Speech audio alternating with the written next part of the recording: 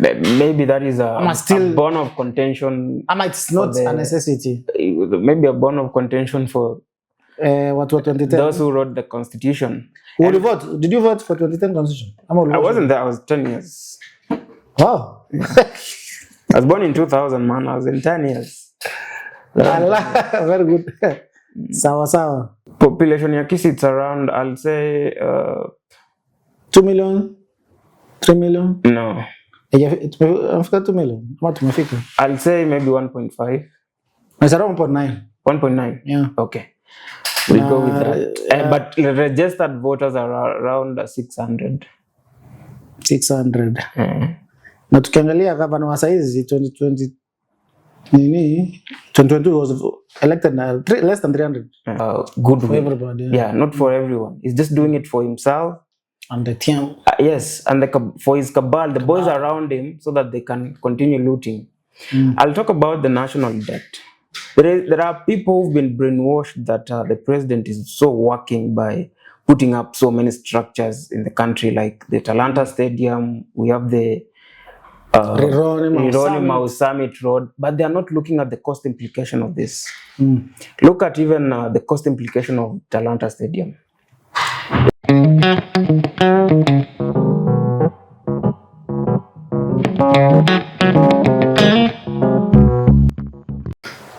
Yes, my good people manze, welcome back. Kama kawa mimi wenu Stema G, na hapa tuko Red Music Studios, Your Stories Podcast, na vile si ufanya mshaelewa, tuna host wageni wanatuambia stories zao. Tunasikiza manze, na hapa tuna learn sana. Tukienda kama kawa. Wacha mgeni wangu introduce. Alafu tusikize stories zake. Baba, ni aje? Fiti sana, ni aje? Niko fiti. Hapa tuko hapa kukuuliza story yako ni gani? Lakini kabla tusikize story yako, nataka introduce kwanza. Kwa yule mwenye hakujui. Okay, mimi naitwa Baya Onyego. Baya. Abaya. A-B-A-Y-A. Baya. But I'm not a bad guy. Imenikumbusha Dudu Baya. I was born and raised in Kisii. Just found myself in Nairobi for school. Kabisa Mbiore. Mbiande. Kabisa. Same kama mimi, I was born and bred in Kisii. Na pia nilijipata Nairobi through masomo and we stuck here. Oh, good. So hii conversation tuendelee ni Kisii Kiswahili ama I think we'll be mixing. Because I'm not fluent in Kiswahili. But Kisii uko sawa. Kizungu zote, both Kiswahili, I can mix both. Maybe in a short profile, to do your profile yako. Okay. What you do and everything. I'm 26 years right now. Yes, Gen Z. I have a degree in communication. My major was PR. But I'm pursuing another degree in law. My first year in the University of Nairobi. Okay. Yeah. Ushamaliza degree yako ya communication? Yeah, I did it in 2022. You earned November. No. St. Paul's University. Sasa ndio kwa UN para Parklands. Yeah. Okay. I deferred. I'm pursuing politics a bit. Uko first year na usha defer? I deferred actually last year. Ulipata administration number uka defer immediately? I did around 2 semesters. Because funding is also a challenge. You are self-sponsored? Yeah. Help hawajaingilia kitu? No, they gave me the first degree. I was funded by the government to do the first degree. Now the second one, I was funding myself, so I had to halt it a bit so that I can get a bit chums to fund myself. But naweza kujua, why did you feel like you need to do a second degree, number one, and which is law, number two? I think growing up, I wanted to challenge the status quo. I really wanted to. And the only way I could do that is by becoming a lawyer. And getting to understand the law, because you're not taught law in high school or primary. It comes as you're taught law in campus. So the only way you could do that is by becoming a lawyer. And you had to go to university to do that. In your life? Because I couldn't attain the required grade for me to become a lawyer, I had to do my first degree. Umalize? Yeah. then I'll come back again. Is there an incident or something which happened in your life? Ama kitu experience ulifanya? Yeah. You want to be a lawyer? There is a lot, not just from the government, but even from where I come from. There's a lot that has been happening, and I thought maybe if I was a lawyer, I could have helped in this scenario. Like from the instances of land grabbing to the injustices being committed to the most vulnerable in the society. It could feel like maybe if I was a lawyer, I could have represented this one. I could have given them pro bono services in court to maybe ease their burden, because you understand how people operate in the village. There are no money. They do not even understand whether there is a lawyer. The only thing they know is that there is a court, but they do not know what happens in the courtroom. Represented, Yes, and that is what really inspired me. Okay. Yeah. Pale Kisii, sasa since you mentioned stories of land, land fragmentation is very high. Yep. Now, land ownership in terms of titling is very low. I think it's around below 40%. So from the lawyer aspect, what do you think is that? What's happening? Because shamba inakata sana. Actually, an average ownership of land in Kisii is less than 5 acres. Per person, per family. I would, because that has happened even in my family. As we speak right now, the land we had, even right now, what I can only do to the land that I'm supposed to own in my family is to put just a house. I cannot do anything. Ile yako sasa siwezi fanya kitu yote nayo. Ni eka ngapi umekatiwa? Eka, it's not even an acre. Yeah? It's something like 50 by 100. And you can imagine that is Ushago. No, it's Ushago. Kisii Ushago. And maybe that brings me to... inaka kama you didn't ask me my story. So I could have told you. Mambo ya law sasa imeleta land. So your story sasa tumeanzia hapo. I'm given around 50 by 100, which is enough just to put my house. And that is it. Sasa ni kama kwa Kitengela. Yes. Na niocha. You can imagine, and I'm a father already. I'm a father of one. So before we come to your story, your story ya land fragmentation, what do you think is the future hapa tu Kisii? Watu wako hiyo story ya kukata mashamba. I think we need to enlighten our society more of family planning. It's becoming a real issue, because long are the days when we used to be told that family planning is evil. That we were only born in this world to sire and multiply the world. But it's no longer the case. When you look around, even when I look around my neighborhoods, there are no people with massive lands as in other communities, as I would compare with the Kalenjins and the Kikuyus. They have massive lands. So, but ukienda nyumbani, hakuna shamba. Like mimi nikiangalia, kwanza hivyo nasema heri mimi. Kuna wengine wenye hawana. So issue hapa ni family, watu wafanye family planning. Hizi si zile enzi zenye, because mimi in my family we're more than 9. Hizi si zile enzi za watu kupata watoto wengi. Wewe unasema uko 26. Na uko na mtoto? Yeah, I have a kid. Na unaambia watu wazize? They shouldn't get more. I'm a bit. I'll come there. Yeah, I'm telling. See ati wasizae. They should practice family planning so that they can control how many kids they are getting. Hakuna resources. Yes, there are no resources. There is no. But if you're able, if your pocket is deeper enough for you to fund these kids, get them a piece of land somewhere. Why can't you get kids? But I'm against people who cannot even support themselves in providing food on the table, having more than 20 kids. 20 it's kids? Abnormal. Wait, kuna msako na 20 kids? Yeah, there are. Very good conversation hapo. Sana in a polygamous setup, there are people who have more than 20 kids and they do not have land. They do not have resources. And not just resources. The only resource they have is that parcel of land, which is not enough to take these kids to school. If it's not enough to take these kids to school, it means this person is going to cut half of this land to fund the education of... Auze shamba. Sindio auze shamba ndo apeleka watu hii shule. You get? Yeah. Na baada itatosha ile mabaki. Very nice startup. But sasa, back to you.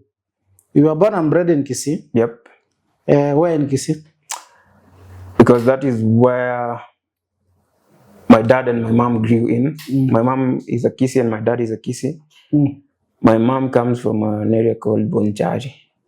Suneka, yes. And then now my dad comes from Bumachoge, in a place called almost Nyakoe, because we're in Nyakoe ward. I'm the last born of 5 boys only. Last born? Yes. The rest I said we are 9, but my dad was a bit polygamous. We have another family. They are 4 also, so plus us we are on 5. Okay. Yeah, so I went to school in Kisii. I started my junior school in Kisii. You remember those days we used to walk barefoot? Yeah, I remember. Class. Them days. Down in the morning. And then if you had an injury, it will that water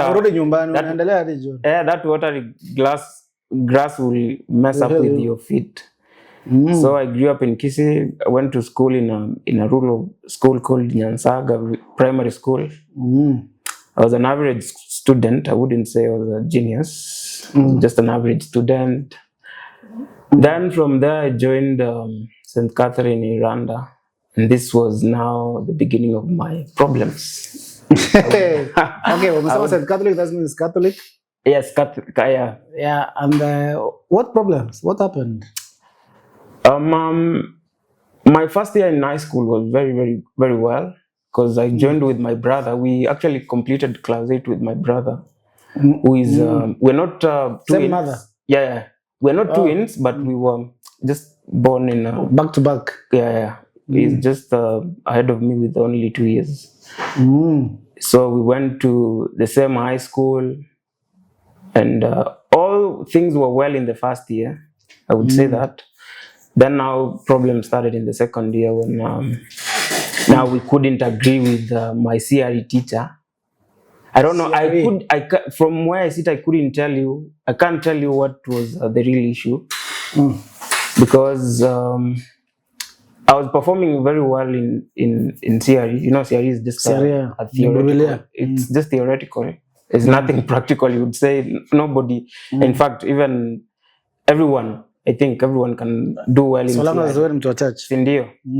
And then, but then it came to term 2, where we had an altercation.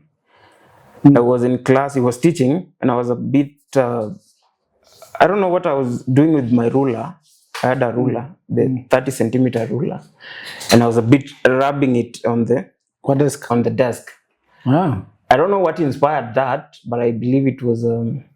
You're gonna pay a it wasn't making any noise. I was just doing some sound, and I don't know what transpired that, but I really never wanted to do CRE, because there was word going around that the school had said that CRE was going to become a compulsory subject for everyone.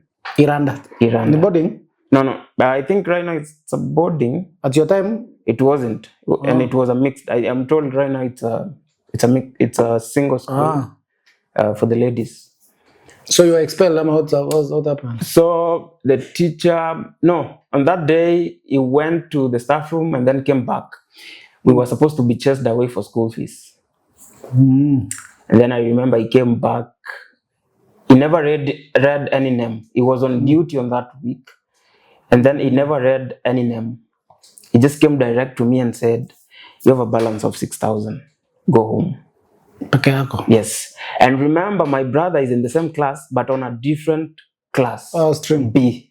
He was in Form 2B, and I was in Form... Now he got a balance. And he had the same balance like me. So he came directly. So yeah, Jambiwa went home? No. Went home. Jambiwa. And funny thing is, even my deskmate, the person who sat next to me, had also a balance, and a huge one, almost 8,000. So he sent. What's the motive in your story? Instead of even using a cane to punish you, to punish me, he started using blows and stuff. Mangumi. Yeah. And I ran. Mangumi zimekujaje kwa story? Yeah. Certainly, I was just defiant of Oh, so you ask the questions. Why just me? Why not my desk? Not Yes, my brother? and then now I went to the next class where my brother was. Mm. And that now marked the end of my study in St. Iranda. Catherine, Iranda, when I was in Form 2. I was actually sent home alone. So I went home. I told my mom, can you just try and get me another school? And then by good luck, my dad worked as a manager in one of the clubs in Kisii. And he met a principal who took me. His name is Gabriel Mogaka Mumanyi. He took me to his school. And then now when I went, that was my first boarding school. When I went there, I was very happy. I said, now this is it. Oh, it was a blessing in disguise. Yeah, it was a blessing in disguise. But I never knew that would be, again, the start of my other problems. So what's the problem? The head teacher, the deputy principal of this school. You see, I was brought to this school by the principal. Yeah. But the deputy principal of this school, I don't know, through my likes, he never liked me anyway. So any other time, he would just come and say, he would just, makosa. Yeah, he would just come and say, you belong to thugs, you look like a thug and stuff. And I used to swallow it. And good thing is, I was a performer in his subject because he used to teach us business. I used to perform very well in business. So he had no other excuses of abusing me in school. And but then by good luck, I persisted all that. I became the head boy of that school. By God. Oh, so you didn't go to another one? No, nilimalizia hapo. I went to Form 3. All the challenges were there, but then I became... How did you become a head boy? That's a very interesting story. There was a guy who was supposed to be the head boy. This guy was number one. But then maybe other teachers, so there was a faction that... Number one in terms of performance? In terms of performance, it was very well. Yeah, shout out to him. He will watch this. His name is Alex. He was supposed to be the head boy. But then now some faction led by the Dean of Academics thought if this guy is going into politics, is going to lower his grade. Lower the grades, Let's give it to this a thug-like guy. Maybe he'll steer this school to a good direction. And that is how I got myself into, as I got elected. So there was a faction of teachers who supported me. Definitely, the deputy principal wasn't supporting me. So the Dean of Academics and other teachers were supporting me actually. So I did a campaign and I was voted by a majority. I become... majority of what? Students or teachers? Students. So we won an election? Yeah, there was an election that was held on broad daylight. So you are popular? Yes, I was popular. And then I'll tell you why I had problems in this school. It was simply because of school fees. Again, we can't say that we came from families that are well off. We came from struggling families. Ukienda help ulikuwa unaandika peasants. Yes, peasant. Ukiuliza occupation kuna kwa mahali ulikuwa na ukijaza help by the way. Hiyo ndio ilikuwa kitu. Ulikuwa unauza occupation of the parents. Ulikuwa unaandika peasants. So when this principal picked me, so he paid my school fees from... Oh, he paid? Yeah, he paid my school fees from Form 2 to Form 4. Peke yake ama he paid as himself or from the school? From his pocket. And I think this is what brought Squabble. Big up, man. Yeah, to Gabriel Mogaka. Big up. He's a good guy, and may I send my condolences to his family. He lost his mother. I'm very sorry I couldn't make to attend the burial, but we wish your mother rest in peace. So that's recent, yeah. So this guy paid my school fees from Form 2 to Form 4. So the issue between me and the deputy principal was because I never used to pay school fees and I never knew how my school fees was settled. And given that I wasn't coming from his community, given that he was coming from the nearby surrounding. Oh, you're not from the... Yes. Oh. Yeah. You're going to feel... But anyway, it happens. That is life. I did well and I finished my Form 4 in 2017. Ulipita vizuri? Yeah, not vizuri. I was just an average student. But you are called to university. To university, yeah. Yeah, it's called. Hiyo ni course kama job. Yes. Come up again. Hiyo institution unajua kitambo ilikuwa job. Job, yeah. Siku hizi inaitwa sijui something. Kusips. Yeah. Oh, okay. So I got admitted in campus. Which campus? St. Paul's University, which is in main campus Limuru. Oh, nice. Communications. Yeah, I did communication with the major in public relations and minor in development communication. And you graduated? Yeah, I graduated in 2022. Oh, nama sana.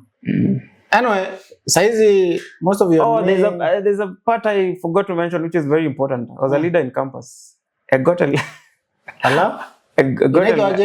Campus? It was social affairs. No, the body. Yeah, St. Paul naitwa aje? SPUSA. St. Paul's University Student Association. So I served in 2021 to 2022. Uko second year? Yeah. I started serving when I was a third year, so I finished as a fourth year. Uliingia je politics ya nini? What inspired you? It was I think I've had political ambitions way before. You know, when I was a head boy, maybe I thought one day I'd become a leader. And then every other institution that I've been to, I tried to challenge myself in unajituma. Yeah, in doing servant leadership, not just any kind of leadership, but servant leadership. Offering myself for servant leadership. Okay, St. Paul University politics. Nini ili happen? What's the landmark thing maybe which happened during your tenure in politics? You're in 3 years in politics. Yeah, Cambo. I started mine was 2 years. I served for 2 years, for 1.5. 1.5. But I was very active in politics. That is how I think I was before noticed. And after. Nini ili happen during your tenure in campus ya policy? Unakumbuka hadi One of the things was I think what transferred me majorly into campus politics was how the management of our cafeteria was being led. Cafeteria, yeah. How was it? The mess. Some other universities call it a mess. Mess, yeah. So it was a bit challenging because people would pay for services, but they would not get these services as it's supposed to. Nikilipia dengo chapo mbili. No. We used to have full board students. Like full board ni ule mwenye amelipa the whole semester. So anaenda anapewa food ya 260 every day. How much? 260 every day. From jioni hadi asubuhi. So in a day you have 260 shillings to spend. Breakfast, lunch na supper. Yeah. Full board. Okay. Yeah. So I was a full board student when I was the first year. Ulitoa hapo pesa baba? Actually now my brother, I have a brother who sponsored me in campus throughout campus. Elder brother who paid my school fees and my accommodation and stuff. So wewe ulikuwa wale mko na pesa ishalipwa kwa shule? Hiyo ni school fees part ama hiyo ni unalipia tu food kando? No, that is school fees. It is inclusive of school fees and meals. Yeah. There was but kama utaki si lazima ulipe. In the first semester we paid around 70,000. It was a bit expensive. Only for the food ama kila kitu? Everything. You can per semester. Yeah. No, that you remember this is the first semester. There are one of items. Yeah. Okay. So it amounted to something like 70K. Na accommodation iko hapo ndani? Iko hapo ndani yote. So that's okay. Very nice. So then now the issue that inspired me into campus politics was how this cafeteria was being run.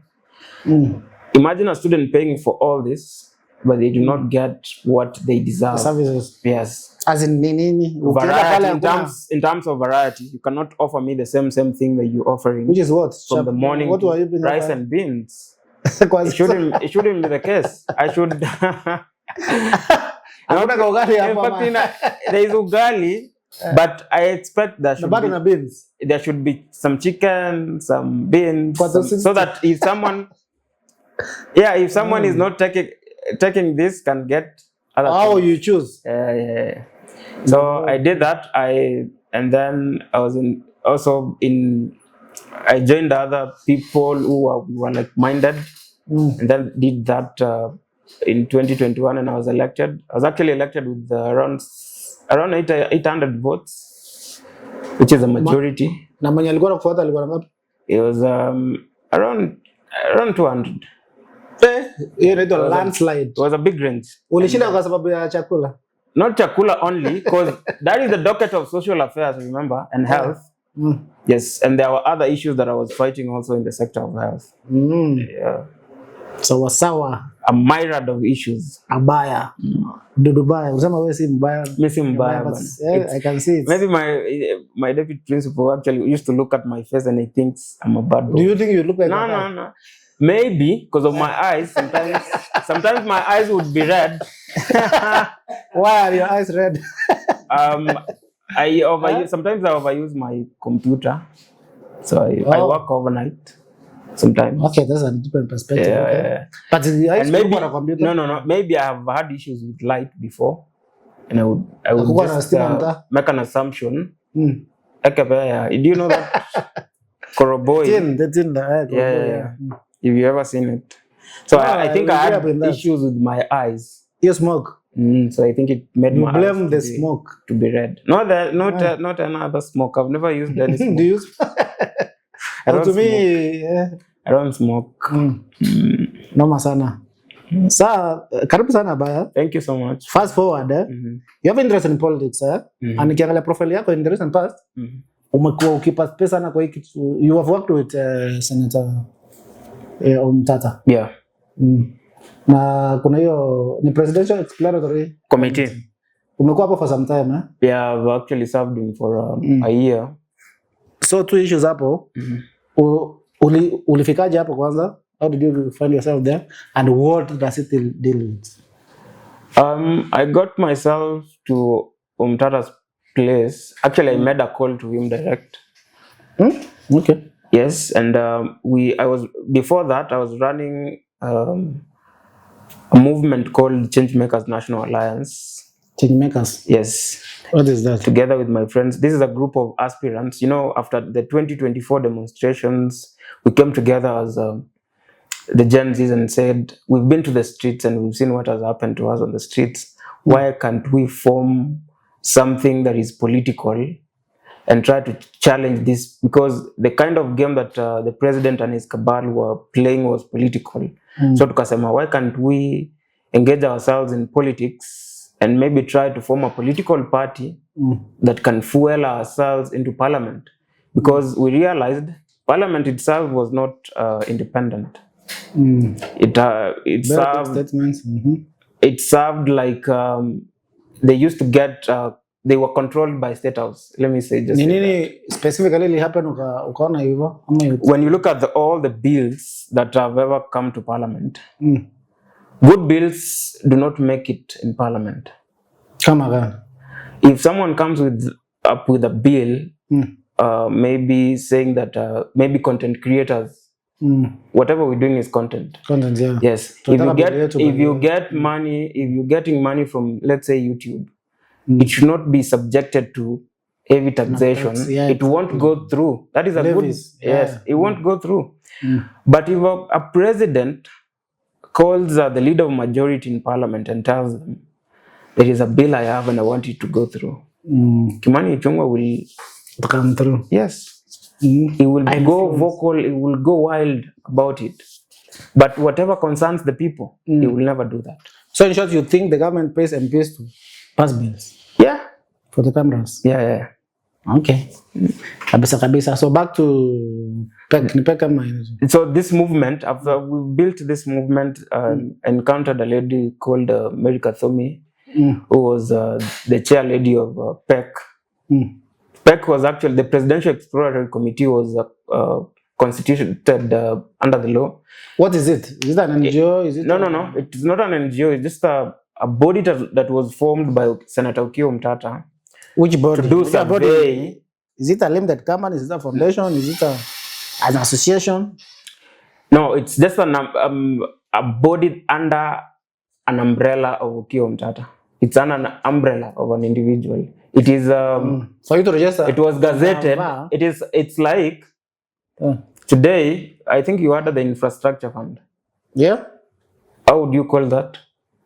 Infrastructure fund is a fund under treasury. Yes. Hello. Yes. So Same thing PEC. there's a structure, it's a framework. So same thing PEC was under Okiya Omtatah. No, okay, Mzazi is not an institution. Hmm? It's a person. So let me tell you, it is like, you know, when you're running for presidency, you have your presidential campaign team. Yes. So it go under here. So he gazetted this presidential campaign team, but this brand, it's a brand or something. Yes. So this presidential exploratory team, what was supposed to do was to go to 47 counties, collect information, and see whether it's viable for Omtatah to run for presidency. So testing, what the testing? Yes, it's like a data collection, then do a report, present it to him, and see whether it's viable to run for presidency. So how is it? I think something like this, it's based on what happened in the US. Yeah. There's something. Yeah, and it tells you who the kind of man Omtatah is. Yeah, I'm doing research because this is a new thing in Kenya, by the way. It has never been done by any politician. Yeah, you can go through it. It has only been done in Kenya. So, story na funding? He actually used to fund it from his pockets. Yeah. Yeah, so two questions. What was your role? Number two, ni nini hiyo PEC imeattain yenye maybe we can be proud of ama unaweza report? PEC, my role was in charge. My background is communication, so I was in charge of communication and in charge of coverage and stuff.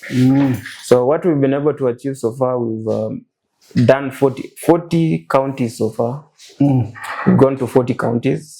As a team, huh? And so many heartbreaking stories that we gathered from these counties. Majorly, and as you've heard it, there's a real issue of unemployment in this country. You walk from Nairobi all the way to Mandera, you'll get the same story. Maybe now to give me perspective, what are your daily activities in PEC? Ukienda county, ukiniambia umeenda kufanya? We do town halls. Meetings? Yeah, town hall meetings. Yeah, I want to structure then we would mobilize people to come and listen to us using our ground mobilizers and stuff. So when they come, we present them with questionnaires, they fill them. We get to know whether they know Omtatah or not. Oh, fact finding. Yeah. Need us. Okay. That's pretty interesting, huh? Yeah. Sawa.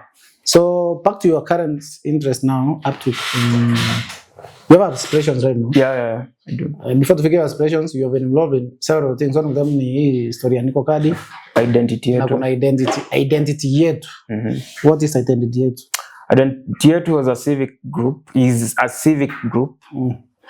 That was meant to go around the country to do civic and political education and also rally the young people to come out and register as voters. Yeah.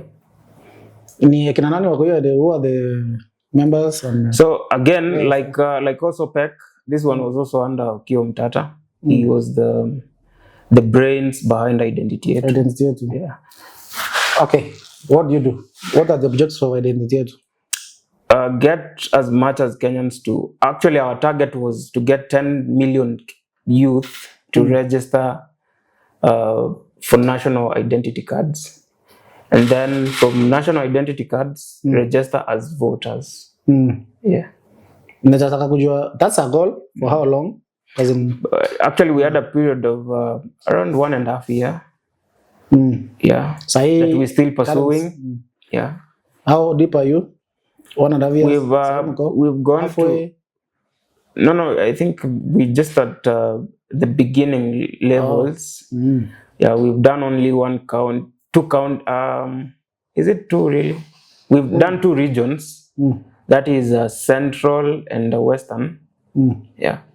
The reception and the results. People pull the reception is so good. But then there is one thing that is very common with our voters.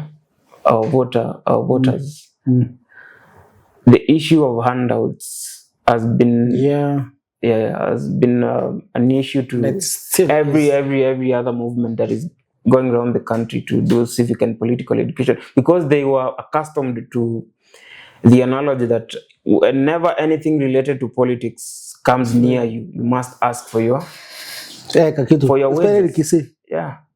When you're doing civic education, I would like to see the turnout. For example, mko ofisi mplan mtaka kwenda mshaenda kaunti gani? Tumeenda Meru, tumeenda Vihiga, tumeenda Bungoma, tumeenda Busia. How is the turnout? The turnout is good. Turnout is good, but obvious there are challenges in especially where you do not have mali hauna mtu mko ground, mko in touch na yako kwa ground. Ile tu kupiga kelele before mfike announcing and everything. When you do communications. Okay. Na maybe numbers on the basis history ID. Do we have young people wamefika 18 years na wana ID? And what is the percentage in terms of population? I would say the percentage right now is around 30% of the total population of Kenyans do not have IDs. So tuko na 10 youth right now. 3 of them are ID. Do not have IDs. Why? How? You know, unlike you, there are people who should not assume that everyone has gone to school because many of us were lucky to get national IDs because we went to school and we knew the importance of having an ID card. But imagine someone somewhere who's never gone to school, who is at home, his work daily involves maybe the farm, take care of the cattle, and then deliver some milk somewhere. He has never come across, the only thing he listens to is radio maybe, and maybe they've never talked about having why he needs to have an ID. So I want to have you to have that picture. They are kind of those people. So these people do not have IDs completely. Wow. But that's a very someone could be 50 years and he doesn't have an ID. What? Yeah. Ana ID, ana simu, ana M-Pesa. Yeah. Anakula kwa shamba. Actually, as I speak, I have a cousin of mine who recently, I think he's around, is almost turning 40. He just got his ID. 40? Yeah, he just got his ID in like a year ago. Na maisha yake ilikuwa tu mtaa, akona ng'ombe zake, akona shamba. Yeah, he was just around. Na analipo in cash. Yeah. Hahitaji bank. Hahitaji bank, ati anaenda bank kunini. Yeah, that's a very good aspect to understand, like kuna wase kama hao. And so, what we were doing as identity, we were trying, how can we reach to these people? Wow. Yeah. Very interesting. Yeah. And also that now brings the other conversation, like pia kuna watu wana ID, hawana kura, na kuna wenye wako kura ID bado hawana kura. Yeah. Hiyo story you are involved in Niko Kadi pia? Yeah, Niko Kadi pia. So Niko Kadi, we've done, I've actually been more active in Westlands, where my friend Woldano wants to become the next member of parliament. Yeah. After he invited me, I think I was there in last week on Tuesday, we did a very wonderful mobilization and people turned up very well. In a single day, kwa DC. It's opposite, next to Safaricom, around 100 meters to Safaricom. So in that day, we managed to register around 105 people as voters. Huh? Yeah. Oh. New voters. Wow. Exclude those who were transferring. Kuna wenye walikuwa wanabadilisha kutoka hiyo constituency to another one and stuff. Na IBC na walipa kwa historia ama? No. This is just volunteering. So siku nani alikubaya lanja wewe transport that place? Myself. So this self-initiative? Yeah, it's a self-initiative because we as the young people, we've actually realized if we cannot do this, there is no one who's going to do this for us. And 2027 is a critical moment. You can say a Damascus moment for the young people. 2027? Yes, because we want to change the political landscape of this country. We want it to be all about meritocracy. Not just how sweet you can talk to me, not about how much you can give me, and not how much or how handsome you look or how beautiful you look, but it will be all about meritocracy. Someone who will abide to the law, someone who will protect the constitution and stuff like. Kabisa. Maybe pia umekuanga involved in activism, huh? Yeah. What's the motivation and how has it been? How is the field? Is it your own initiative ama mnachotoanga ndio mnaenda hizo vitu? No, hakuna kuchotea kwa activism. It's just a personal initiative. Why are you interested in activism? I think it is the status of this nation. When you look at it keenly, and the deep issues that are bedeviling this country, starting from corruption, come to nepotism, come to tribalism that has been rampant in this regime. First, I'll talk about corruption. I think since the president came into power in 2022, the only thing that he has successfully done is putting up together structures and avenues where his boys and cabal can loot. He is not doing it for the national interest or for the national goodwill. For everybody. Yeah, not for everyone. He's just doing it for himself. And the team. Yes, and for his cabal, the boys around him, so that they can continue looting. I'll talk about the national debt. There are people who've been brainwashed that the president is so working by putting up so many structures in the country, like the Talanta Stadium. We have the Rironi Summit Road, but they are not looking at the cost implication of this. Look at even the cost implication of Talanta Stadium. It is built at a cost of 45 billion. But then in 15 years' time, it will accrue an interest of 100 billion. You know 100 billion. So 100 billion. Your interest, so it's 45 plus 100. Yes. Almost 150. 145 billion. Who is funding that? China?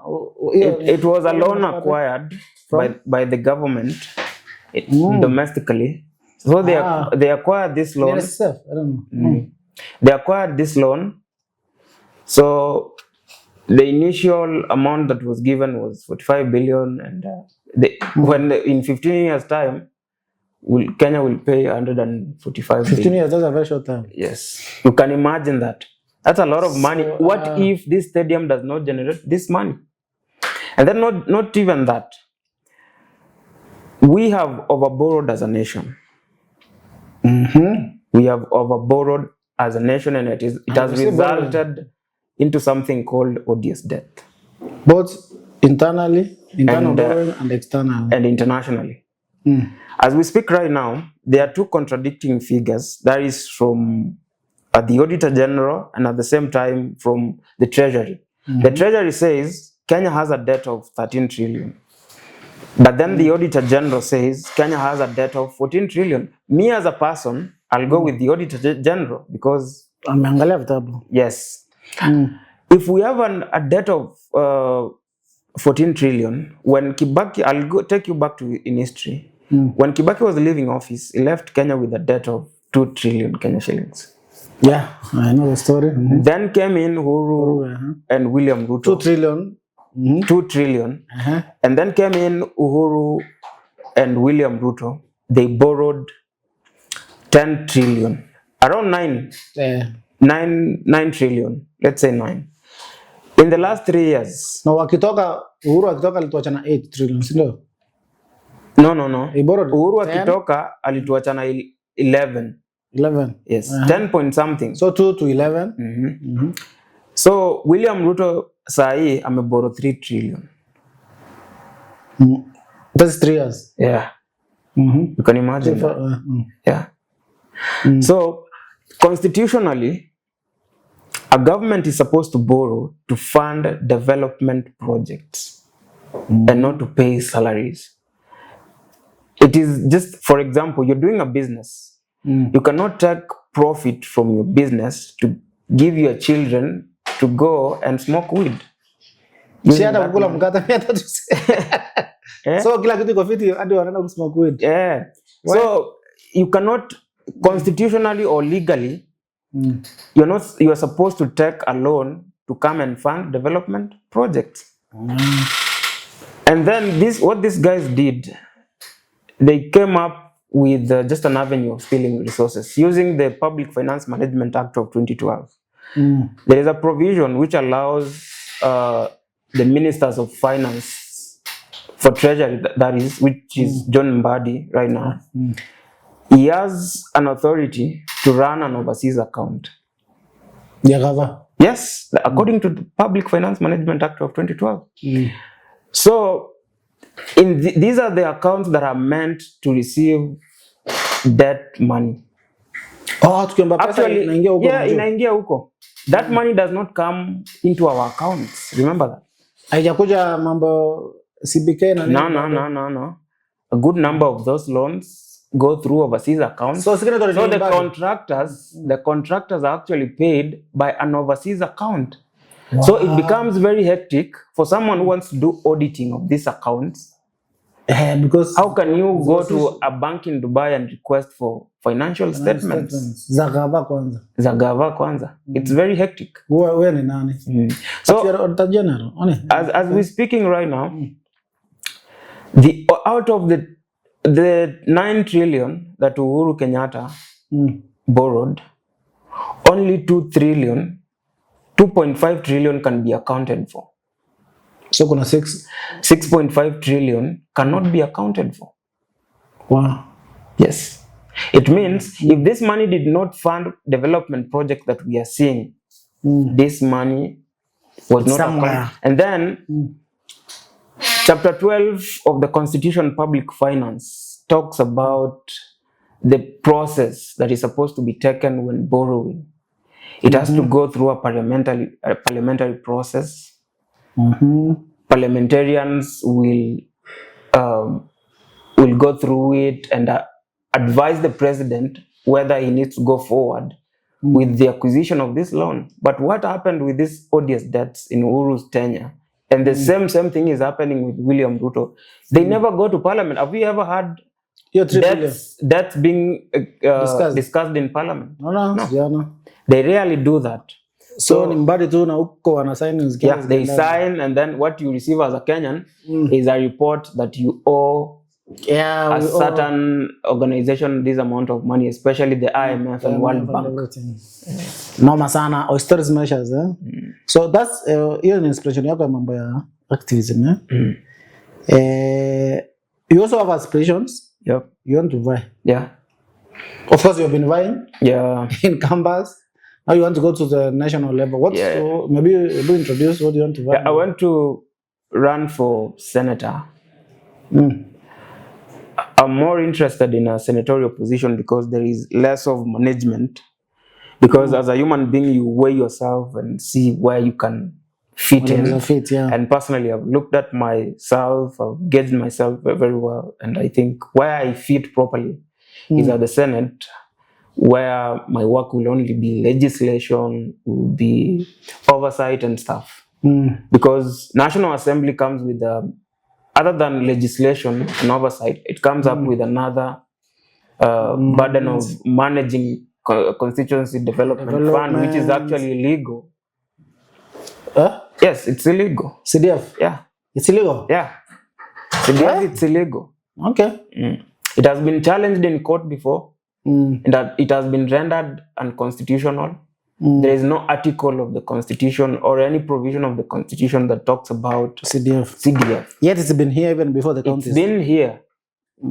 Counties were introduced now? 2010 Constitution? The 2010 Constitution. Before that there was CDF ban? There was CDF. Okay. It was introduced by an act of parliament. CDF? Yeah.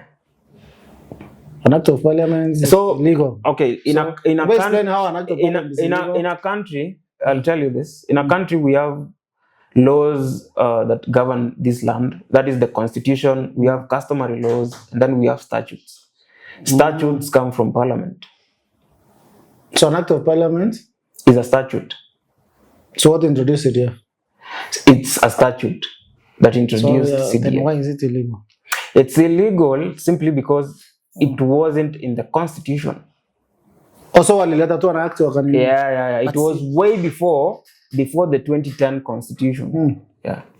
So and then it became a normalcy for any incoming member of parliament to lazima pewa CDF and stuff. Now my question is, since it was there before the Constitution of 2010, mbona iko introduced into the Constitution of 2010? Maybe that is a bone of contention. It's not a necessity. Maybe a bone of contention for watu wa 2010. Those who wrote the constitution. Vote? Did you vote for 2010 constitution? I wasn't there. I was 10 years. Wow. I was born in 2000, man. I was in 10 years. Allah, very good. Sawa. Kisii County. Yeah. Senatorial post. Population ya Kisii by then inakuanga how many people?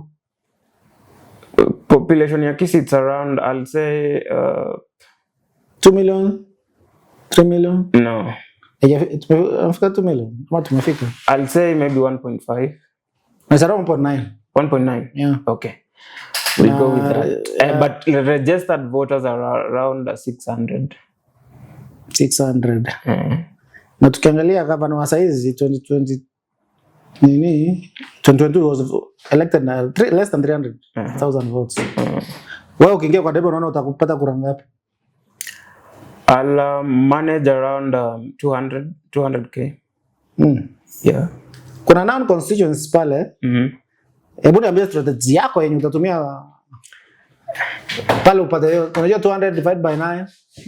But that's like 70,000. But that's like putting a fox in a house full of hyenas. They might eat my strategy to win the elections. But again, the current senator of Kisii is done an exemplary job. Actually, I'm a beneficiary of his bursaries when he was member of parliament for Kitutu Chache. I benefited from his bursaries, I'll say that. But recent days he said he's going for governor. And means the senatorial position is vacant. Yeah. And looking at myself and my portfolio and what I've done in the public and your experience and my experience, I'm more qualified for that position. So, okay. So what is your manifesto? Ni nini pale utafanyia watu wa Kisii? They are farmers? Yes. Kuna hiyo challenge of course we mentioned ya mashamba. Na pia hiyo issue ya tokenism. So there are like 3 topics. So which I will be very, very categorically clear in this one, because many times we do not understand what is the major role of a senator. Article 96 of our constitution stipulates clearly that a senator has only 4 roles. Which are? Legislation, we have oversight, we have, I can't remember the 2, but those are the major ones that are supposed to be carried out by a senator, by the senator, yeah. Yeah, okay. So mine, I will bank on legislation.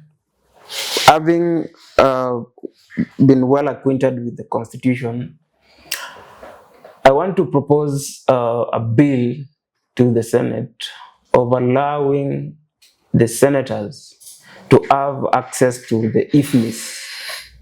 The county? Yeah. There's no way a senator can do oversight in a county and yet he or she does not have access to IFMIS. Kwani county ikipeana tenders, it does not give a list of... No, they do not. They actually... Who was awarded and everything. They do not have access. But in the national government... So what a senator does, they request that information from the governor. What do you think the governor will do? Oh, nikitaka kujua ama senator? Yeah. Barabara hii nani alijenga? Or you request for a report? And how much was spent on this? Definitely a governor might cook. Yeah. So, I saw in some committee, I think Sifuna was there, walikuwa wanasema there's a governor amekuja kutetea report, alafu anaambiwa hebu soma hiyo report yako. So some governors are even embarrassed to read their own report because it looks so fake. Yeah. It's forgery. And that tells you that we thought, and I love Baba introduced devolution, but it has not worked. It has only worked for a few individuals, because when you look at it keenly, we've only generated billionaires out of devolution. No, because everyone who's gone into gubernatorial positions, they're after looting. And very few have actually worked for the people. Yeah, they've gone there to loot. And this goes way back to the issue of handouts. As citizens of Kenya, you cannot expect a politician to give you money that you desire maybe 1,000 bob, all of you, and expect that he's going to deliver. Personally, my campaign, I'm not going to give handouts. How will you actually? Because how will you I'm a approach? 26-year-old. I'm not a How will you run your I'm not a campaign? millionaire like this. Utazungukaje Kisii? What I'll need is fuel, and I have volunteers. I have people who are willing to volunteer, and I have the votes. So if I have the votes, where do I need money again? Right now in Kisii, where ni wapi uko popular kabisa kuliko? Where I come from, Kitutu Church South. Washatambua. My constituency here. Yeah. Usha declare huko? Yeah. Wanajua kijana wetu yuko kwa debe? Yeah. Na tunamongoja 2027. Wish you the best. Thank you. Na maybe umemention Onyonga. He has done very well. Yeah. Do you think you can fit in his shoes? Because now I'm said standards very high. Very well. Look at how I articulate issues. Backed by the constitution, I'm very cognizant of the laws and the customary laws that govern this country. I'm cognizant of the history, especially of this country. I'm cognizant of international law and everything that comes with governance. So I think I'll double his performance. Yeah. So unajua Kisii pale tuko na watu ni wakulima, wanalima mahindi, matoke pale, kuna soapstone na kuna nini. So what do you think maybe wewe unaweza push kabisa in economically ikuwe improved for the Kisii community? I think Kisii community, unlike I'm not saying that other places in Kenya are not blessed. We have so many places in Kenya that are, but Kisii, especially Kisii is very, very blessed. If we can talk about that. Naturally. We have fertile land, we have rains 24/7 and stuff. But one thing we have failed in all the ages to do, we have failed to tap into these resources, especially the rains and fertile lands, so that we can bring up industries and factories. For instance, I've had, since devolution was introduced, I've had people say that we are going to bring up a factory. Yes, bananas. But today on hiyo kitu. I think there's one. There's one. Ongwaya introduced. But okay, he introduced, but look at what has been done to it. When you introduce a factory, there are other things that are supposed to be done to the products that we get from those industries, from those factories. I mean, for instance, there is marketing. Our county has not done much to do with marketing. Yeah, the products, actually, maybe it could be you and me who understands that there is wine actually that is produced in Kisii, but other people, they don't know. Even from my backyard, who do not understand that we have wine produced in Kisii. So, in my capacity, I will diplomatically. I'm not saying that I will go fight the governor. Diplomatically, I'm going to negotiate with the governor so that we can market these products properly to go into an international market. You can imagine right now as we speak, we have Moratinas being sold in an international market. Yeah. The same thing can happen. Jaba juice. And again, yes, and again you can look at even the konyagi that we drink in Kenya and waragi. It comes from, konyagi comes from Tanzania. No. Konyagi comes from Tanzania. It is it? Yeah. Wow. And then waragi comes from Uganda.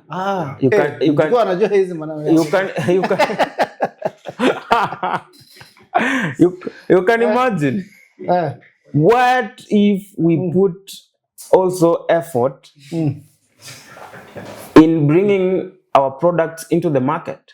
Like, so Kisii 2000 Busa. Not Busa, the wine we get from Matoke. Oh, from Matoke, yeah. And even Changa, if Changa can be packaged. But we are selling. If it can be packaged and made legal, actually, people wouldn't even be dying of illicit brews. Kabisa. Yeah. So, Bwana Senator, there's a current issue which is trending. The proposed Malava Naivasha, hiyo SGR. Kidogo watu wana complain pale il skip. Inapita Bomet pale Sotika alafu inapika kona hivi haipiti Kisii haipiti What's your comment? hiyo mbona design imechange? Actually, that was an injustice. But before that, So it can be changed. we need to look at actually this William Ruto was not the pioneer of this project. It is something that has been there. You remember Vision 2030? Vision 2030 ilikusha chora nini? Yes, it was there. Including the Rironi Mau Summit Road.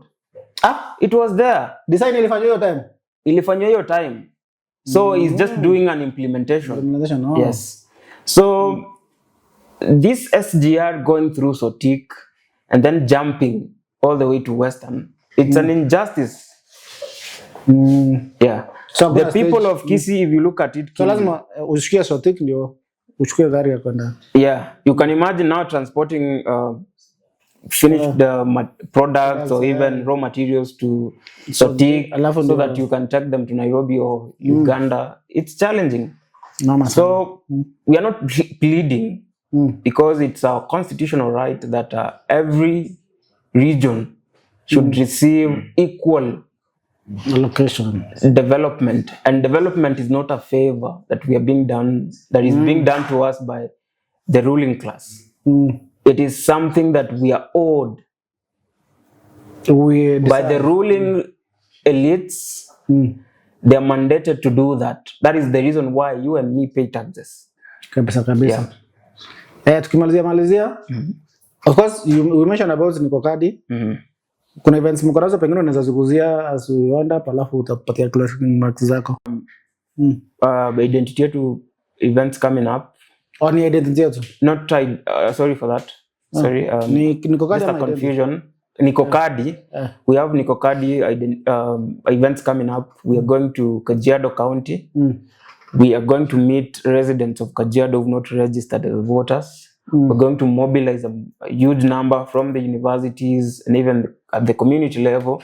We want them to register as more as they can so that they can bring the kind of changes that they want to have in 2027 in the ballot. Yeah. Kabisa. Maybe nani yako kwa hiyo team ya Nikokadi? We have Alan Sademba, who is actually the pioneer of this Nikokadi. We have Willie Oeba.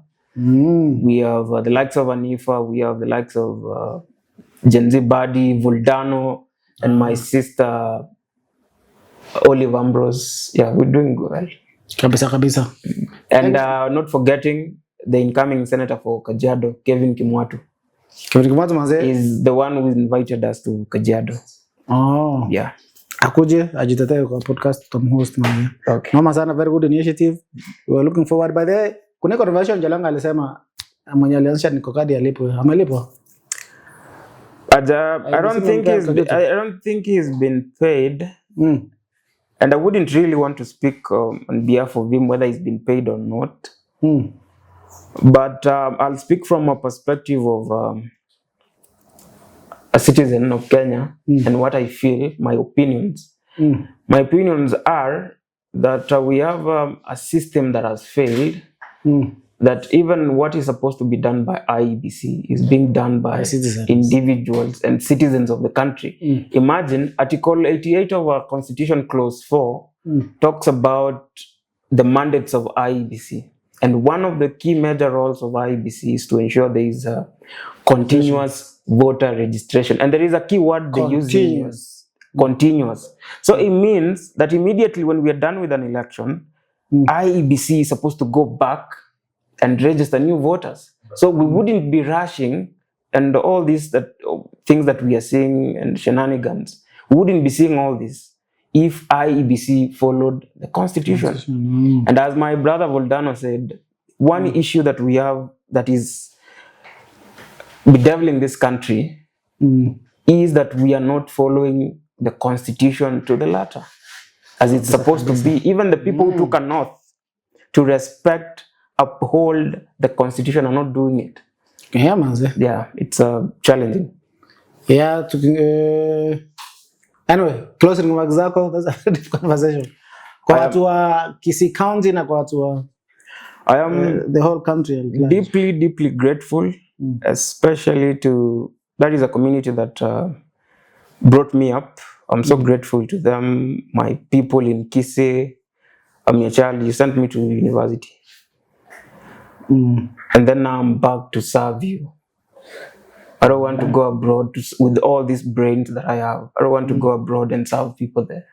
I want to go home and serve my people. I don't want to go into Russia and Ukraine and fight in something that I do not even understand. I want to go back and serve my community. All these brains that you're seeing here should be somewhere in parliament, making good laws for you to exist. Yes, not making laws for foreigners to exist in our land. Yes, so I'm urging everyone who is in Kisii. Nikokad is very soon pulling up in Kisii. We're coming to ensure that everyone gets voters card and registers and becomes part of we the people of Kenya, so that you can be able to make a decision on the ballot and vote for someone who's going to represent your interest in 2027. But above that, to all the Gen Zs, 2027 is your moment. This is the moment that we've been waiting for, and I told you it's a Damascus moment in this country. We are going to uproot and inject. Uproot and inject. Those are the two words that we are going to inject. New leadership and remove the elderly. Not the elderly. You can be elder, but doing the right thing. There are people who are young in this parliament, like the likes of Jalang, and they're doing nothing. So that is what we are going to do in 2020. Inject and uproot. But uprooting will be massive, and they won't like it. They better toe to the line. Thank you. Abaya Onyego. Yes. All the best in 2027, man. Thank you for tuning in. Till next time. Stay